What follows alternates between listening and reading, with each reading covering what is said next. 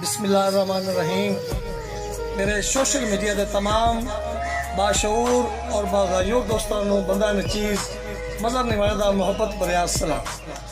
दोस्तों, सब तो पहले मैं उन्होंने दोस्तों का शुक्रिया अदा करना चाहता हूँ कि जो दोस्त मेरे नाल प्यार करते हैं, मेरी वीडियो को लाइक करते हैं, सबसक्राइब करते हैं, दोस्तों शेयर करते हैं और अच्छे अच्छे कमेंट्स करते हैं।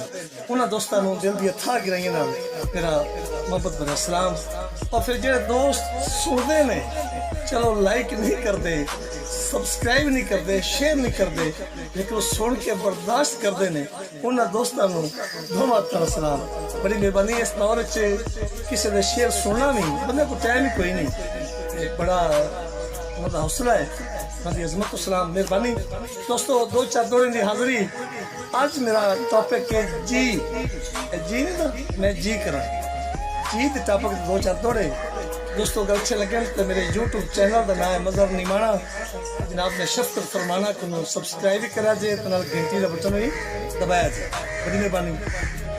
दोस्तों, कैसा जी दे भुखे है कसम खुदा दी, और लालच जर माल दा कोई नहीं, लालच जर माल दा कोई नहीं।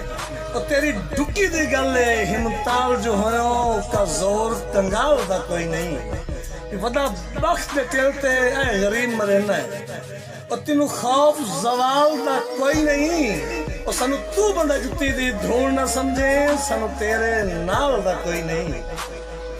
दोस्तों, अगली गल के जी की गल करदा भी जिथे जी जी करके जीवना होवे, ना संग सिरदार बनाइए, ना संग सिरदार बनाइए, ती अल्ताफ औकात मुताबिक होने जड़े लगदे चार बनाइए, ते जड़े गल गल ते पै गल जावे, और ना गल दे हार बनाइए, ती हौसला होवे फाटा जागण दा, ता संगे पार बनाइए।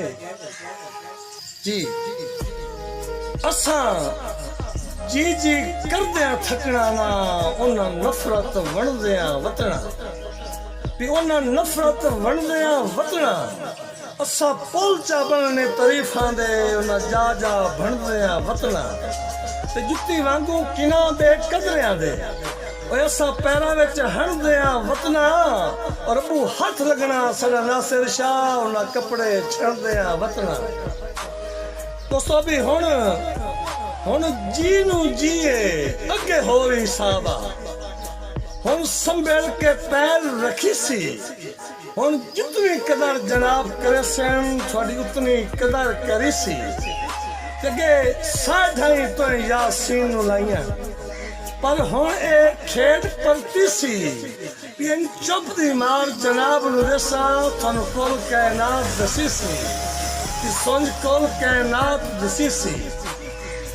दोस्तों, भी ये अल्लाह पाक दे मान दी मस्ती है, पर होश च हाँ बेहोश भी ना, और सजना दे कदमां च रहिंदे हाँ सरेआम भी ना, रूह पोश भी ना, ते जड़ा एक बारी जी करे 100 वारी, और जी करदे हाँ खामोश भी ना, धिंगी हर नू जफियां पाई वतिए, एडे दर्द जमीर फरोश भी ना।